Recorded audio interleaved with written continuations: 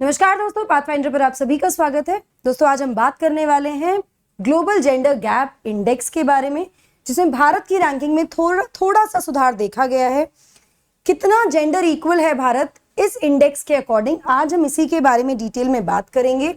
सबसे पहले मैं आपको बता दूं कि ग्लोबल जेंडर गैप इंडेक्स जो है, इसको जारी किया जाता है वर्ल्ड इकोनॉमिक फोरम के द्वारा, जिसमें भारत को 146 देशों में 135वां रैंक मिला है। अब हो सकता है आपको लगे कि इतना अच्छा रैंक नहीं है, लेकिन अगर इसको हम कंपेयर करेंगे पिछले साल से तो ये थोड़ा इंप्रूवमेंट यहाँ देखा जा सकता है। अगर जेंडर गैप की मैं बात करूं तो ये क्या है? जेंडर गैप का मतलब हुआ कि पुरुष और महिलाओं के बीच में जो डिफरेंस है वो पॉलिटिकल, राजनीतिक हो सकता है, सामाजिक हो सकता है, आर्थिक हो सकता है, इंटेलेक्चुअल हो सकता है, कल्चरल हो सकता है, या फिर कोई भी इकोनॉमिक अटेनमेंट या एटीट्यूड से संबंधित हो सकता है। जो भी गैप उनके बीच में होता है, जो भी डिफरेंस होता है, उसको जेंडर गैप कहा जाता है। अगर ग्लोबल जेंडर गैप इंडेक्स की मैं बात करूं तो ये क्या है, ये जानते हैं। तो ये एक तरह से एक बेंचमार्क है जो फिलहाल में जो स्थिति चल रही है वैश्विक स्तर पे अलग अलग देशों में जेंडर गैप की, और कैसे इवॉल्व हो रही है जेंडर पैरिटी, मतलब जेंडर इक्वालिटी की तरफ कैसे हम बढ़ रहे हैं, उसको मेजर करता है 4 मेन डायमेंशंस पर। की डायमेंशंस है वो कौन कौन सी डायमेंशंस हैं? इकोनॉमिक पार्टिसिपेशन एंड अपॉर्चुनिटी, महिलाओं का पुरुषों के कंपैरिजन में कितना आर्थिक पार्टिसिपेशन है या उनको कितनी अपॉर्चुनिटी मिल रही है। एजुकेशनल अटेनमेंट, शिक्षा के स्तर में कितना सुधार हुआ है, उसको भी मेजर करता है। हेल्थ और सर्वाइवल, महिलाओं की हेल्थ और उनके सर्वाइवल के बारे में भी ये बात करता है। इस डायमेंशन पर भी ये मेजर करता है ग्लोबल जेंडर गैप को। और पॉलिटिकल एम्पावरमेंट, राजनीतिक सशक्तिकरण जो महिलाओं का है, उसको भी ये चेक करता है in comparison to the males. इन सभी 4 सब इंडिसेस जो हमने बात की, इनसे प्लस एक ओवरऑल रैंकिंग जारी की जाती है, जिसमें कि जो नंबर हैं वो प्रोवाइड किए जाते हैं, स्कोर प्रोवाइड किया जाता है 0 से 1 के बीच में। जहां 1 का मतलब है अगर किसी कंट्री को 1 मिला है, it means that country is full gender parity है, वहां पर मतलब जेंडर इक्वालिटी है सभी क्षेत्रों में, इन चारों क्षेत्रों में। और अगर 0 है तो इसका मतलब कंप्लीट इम्पैरिटी है, बिल्कुल भी जो जेंडर इक्वालिटी है, जेंडर पैरिटी है, वो नहीं है।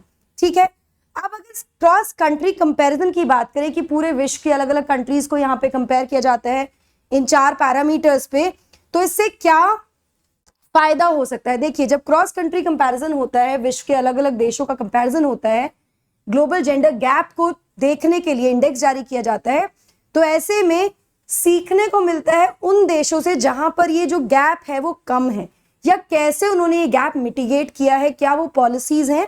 इससे सीख लेकर बाकी देश जहां पर ये गैप काफी ज्यादा है उसको मिटिगेट कर सकता है। इसी के बारे में बात करेंगे, लेकिन पहले देख लेते हैं इंडिया का रिपोर्ट कार्ड। तो अगर मैं इंडिया और के इंडेक्स और सब इंडेक्स की बात करूं, टोटल जो ग्लोबल जेंडर गैप इंडेक्स है उसमें भारत को रैंकिंग मिली है 2022 में 135, स्कोर है 0.629। ऑलराइट, 2021 में 156 देशों की रैंकिंग थी, जिसमें भारत को मिला था 140वां स्थान और स्कोर था 0.625। तो हम देख सकते हैं 0.625 से 0.629 थोड़ा सा यहां पर इंप्रूवमेंट हुआ है स्कोर में। पॉलिटिकल एम्पावरमेंट, अगर राजनीतिक सशक्तिकरण की बात करें तो 48वां रैंक मिला है भारत को, पिछले साल ये 51 था। अगर स्कोर की बात करें तो डेफिनेटली यहां पर हम देख सकते हैं कि स्कोर में कमी जरूर आई है, लेकिन उसके बावजूद भी भारत राजनीतिक सशक्तिकरण के मामले में थोड़ा बेहतर, ग्लोबल एवरेज से बेहतर है। इकोनॉमिक पार्टिसिपेशन अपॉर्चुनिटी की बात करें तो 151 रैंक था, इस बार 143 है। स्कोर में भी थोड़ा इंप्रूवमेंट हम यहाँ देख सकते हैं। एजुकेशन, शिक्षा के स्तर में अगर हम इंप्रूवमेंट की बात करें, एजुकेशनल अटेनमेंट की बात करें, तो यहां पर भी हम देख सकते हैं कि रैंक इंप्रूव हुआ है, लेकिन स्कोर थोड़ा सा डेट्रिएट हुआ है, 0.962 से 961 हुआ है। ठीक है, हेल्थ और सर्वाइवल, यहां पर ये बिल्कुल सेम है, यहां पर स्कोर में कोई बदलाव नहीं आया है, मतलब स्थिति जस की तस है। रैंकिंग डेफिनेटली, क्योंकि नंबर ऑफ कंट्रीज रिड्यूस हो गए हैं, यहाँ पे 155 में 156 में से 155 था, यहाँ 146 कंट्रीज में सबसे निचले स्तर पर भारत है अगर हम बात करें हेल्थ और सर्वाइवल की महिलाओं की। In comparison to males. World economic forum के थ्रू हमें ये जानकारी मिली है। इसी के बारे में डिटेल में बात करते हैं, अलग अलग पैरामीटर्स को समझने की कोशिश करते हैं। बिफोर मूविंग फॉरवर्ड, ये मेरा छोटा सा introduction. This is the Telegram channel जहां पर आप मुझे फॉलो कर सकते हो मेरी सभी क्लास की अपडेट्स और शेड्यूल्स के लिए। आप मुझे अनअकैडमी ऐप पर भी फॉलो कर सकते हैं मेरी स्पेशल क्लास और प्लस कोर्सेज के लिए। एनरोल करने के लिए आपको यूज करना है मेरा code NDLive10। UPSC CSE notes 2.0 launch हो गए हैं गाइज। अगर आप चाहते हैं अभी जाइए एनरोल कीजिए विद द कोड NDLive10। आपको कुछ सैंपल नोट्स भी मिल जाएंगे। CSE assure limited period offer है, अभी जाकर एनरोल कीजिए, जहां पर आपको 2 साल के साथ मिल रहा है 1 साल का एक्सटेंशन। नाउ इंडिया ने कैसे थोड़ा इंप्रूव किया है अलग अलग सब इंडिसेस में। जो हमने 4 इंडिसेस पढ़े हैं उनके बारे में हम देखेंगे। तो भारत की अगर मैं जनसंख्या की बात करूं, उसमें महिलाओं का अगर मैं बात करूं तो महिलाएं 662 मिलियन या फिर 66.2 करोड़ महिलाएं हैं भारत में। और 2022 में इंडिया का ओवरऑल स्कोर जो है वो थोड़ा सा इंप्रूव हुआ है, मार्जिनली इंप्रूव हुआ है 2021 से। 0.625 से 0.629 थोड़ा सा इंप्रूवमेंट देखा जा सकता है। But considering the Covid conditions और उसके अलावा और भी जो सिचुएशंस रही हैं, तो अगर ओवरऑल एक इकोनॉमिक पार्टिसिपेशन या अपॉर्चुनिटी की बात करें तो वहां पर I think it is not only the females जिनका कंट्रीब्यूशन या रैंक स्कोर कम हुआ है, पुरुषों का भी हुआ है कंसिडरिंग द कोविड पैंडेमिक पिछले 2-2.5 साल से जो स्थिति है उसके आधार पर। बट ठीक है, ये एक आशा की किरण है, थोड़ा इंप्रूवमेंट चीजों में हो रहा है। इंडिया 135वें स्थान पे है ग्लोबल जेंडर गैप स्कोर में। और ये अगर ओवरऑल जब से ही शुरू हुआ है 2006 से, ग्लोबल जेंडर गैप इंडेक्स जारी होना शुरू हुआ है 2006 से, तब से भारत 0.593 और 0.683 के बीच में हमारा स्कोर हमेशा से रहा है। 2022 का जो स्कोर है वो 7th हाईएस्ट स्कोर है पिछले 16 सालों का भारत में। 7वें बार इतना हाईएस्ट स्कोर आया है, मतलब इससे पहले बेहतर हम कर चुके हैं, 0.683 तक का स्कोर भी हमारा रहा है, लेकिन this is the 7th highest score. अब अगर हम अलग अलग इंडेक्सेस की बात करें तो हम ये देख सकते हैं कि पॉलिटिकल एम्पावरमेंट, यहाँ पे अगर ओवरऑल पॉलिटिकल एम्पावरमेंट की बात करें तो डेफिनेटली थोड़ा सा चेंज आया है। जैसा कि हम सभी जानते हैं, इस बार भी महिलाओं की जो संख्या है या महिलाओं का जो कंट्रीब्यूशन है पार्लियामेंट में, मिनिस्ट्रियल पोजीशंस पे, वो इंप्रूव हुआ है। ठीक है, उसको देखते हुए भारत का रैंक 48 है 146 देशों में। यहां पर हम ये जरूर कहेंगे कि स्कोर काफी कम है अगर हम कंपेयर करते हैं टॉप स्कोरर से। 48 रैंक पर हम जरूर हैं, लेकिन फिर भी comparatively the score is quite low, 0.627। तो अभी भी उतना उस स्तर पर पॉलिटिकल पार्टिसिपेशन नहीं है महिलाओं का जितना होना चाहिए। कुछ बेस्ट रैंकिंग कंट्रीज की अगर मैं बात करूं इस कैटेगरी में, उनका स्कोर बहुत ज्यादा बेटर है। जैसे आइसलैंड, जिसको रैंक 1 दिया गया है पॉलिटिकल एम्पावरमेंट में, उसका स्कोर है 0.874, काफी बेहतर स्कोर है। इनफैक्ट बांग्लादेश 9वें नंबर पर है, उसका स्कोर भी 0.546 है। तो भारत से काफी बेहतर पोजीशन में बांग्लादेश है यहाँ पर। साथ साथ इंडिया का जो स्कोर है इस मैट्रिक्स में 2 इंप्रूवमेंट है, 2 we can see that females are coming out and they are participating in the elections में पार्टिसिपेट हो रहा है या उनको रिप्रेजेंटेशन मिल रहा है, सब कुछ है। लेकिन पिछले साल के कंपैरिजन में स्कोर थोड़ा रिड्यूस हुआ है, 0.76276 था पिछले साल, अब ये स्कोर हो गया है 0.267। तो थोड़ा स्कोर में कमी आई है, 2 रैंक इंप्रूव हुआ है भारत का। लेकिन उसके बावजूद भी एक सिल्वर लाइनिंग की तरह दिखता है ये कि चलिए at least there is an involvement of the female force. अगला अगर पैरामीटर देखें या सब इंडिसेस देखें हम, तो इकोनॉमिक पार्टिसिपेशन अपॉर्चुनिटी है।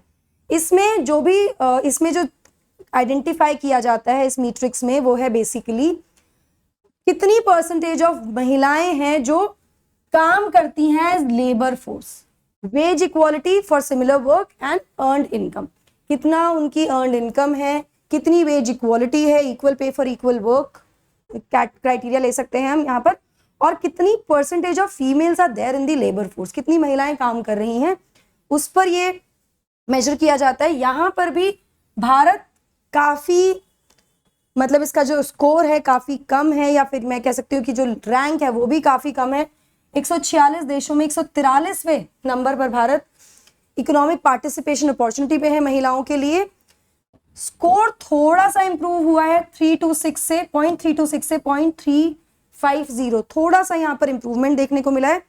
पिछले साल इंडिया 151 पोजीशन पर था 156 कंट्रीज में, तो यहाँ पर थोड़ा अगेन वही सिल्वर लाइनिंग है, आशा की किरण है, थोड़ा इंप्रूवमेंट हम देख रहे हैं।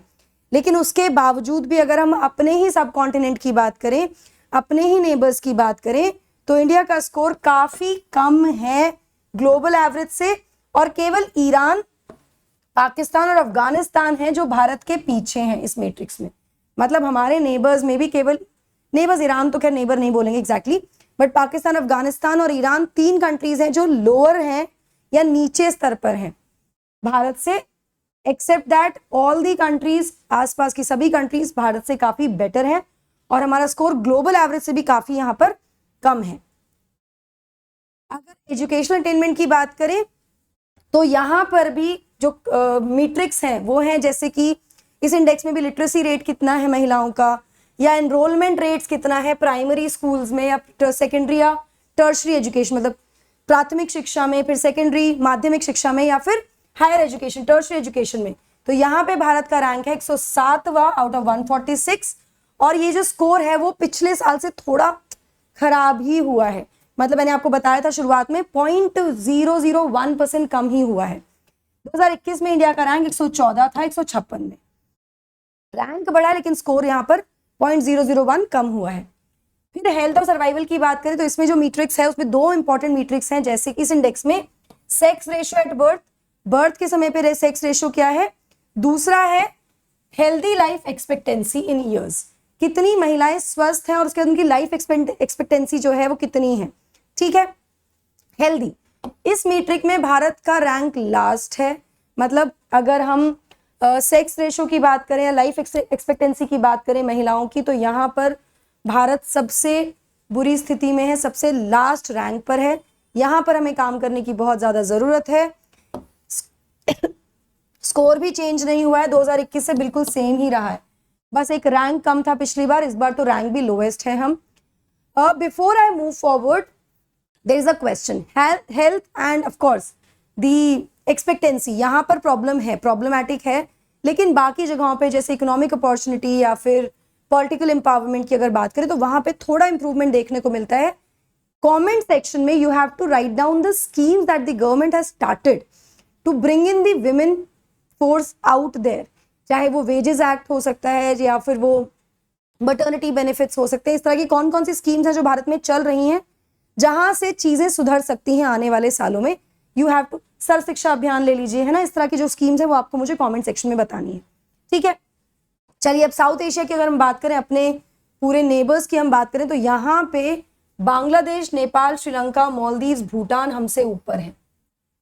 भारत 6ठे नंबर पर आता है, और ग्लोबल रैंकिंग में भी बात करें तो ये बेहतर है। ऑफ कोर्स स्कोर भी काफी बेहतर है भारत से।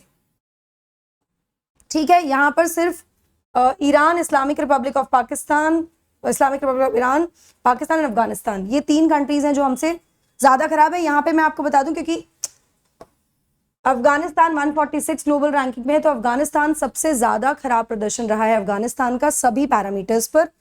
साउथ एशिया में 62.3% जेंडर गैप को रिड्यूस करने की कोशिश की गई है। लार्जर जेंडर गैप है ऑफ ऑल द रीजन्स, इतना जेंडर गैप है अभी भी। ठीक है, with low scores across all the major gender gaps, जितने भी हमने चारों कैटेगरीज देखी उसमें थोड़ी प्रोग्रेस जरूर हुई है काफी कंट्रीज में 2021 से कंपेयर करने के बाद, लेकिन अभी भी अगर जेंडर पैरिटी लानी है, अगर हमें इक्वालिटी की बात करनी है इन सभी पैरामीटर्स पर, तो साउथ एशियन कंट्रीज को सबसे ज्यादा समय लगेगा in terms of years to mitigate this gap, and which is estimated to be 197 years. 197 साल अभी और लगेंगे हमें, जिस दर से ये जो गैप है ये मिटिगेट हो रहा है उसके आधार पर। अगर ओवरऑल बात करें तो ओवरऑल जो ग्लोबल जेंडर गैप है वो क्लोज कर दिया गया है बाय 68.1%, मतलब इतना प्रतिशत क्लोज कर दिया गया है। अभी भी there is a scope, there is 32 लगभग 32% हम कह सकते हैं कि मार्जिन है यहाँ पर लेकिन अगर करंट रेट पे जो प्रोग्रेस चल रही है उसके हिसाब से बात करें तो 132 साल और लगेंगे पूरी जेंडर पैरिटी को रीच करने में, फुल इक्वालिटी आने में इन सभी पैरामीटर्स पर। अभी तक अगर पूरे विश्व की बात करें तो किसी भी देश ने जेंडर पैरिटी अटेन नहीं की है, कोई भी 100% इस गैप को पुट नहीं कर पाया है, कंप्लीट नहीं कर पाया है। दैट मीन्स किसी के भी कंट्री का स्कोर 1 नहीं है।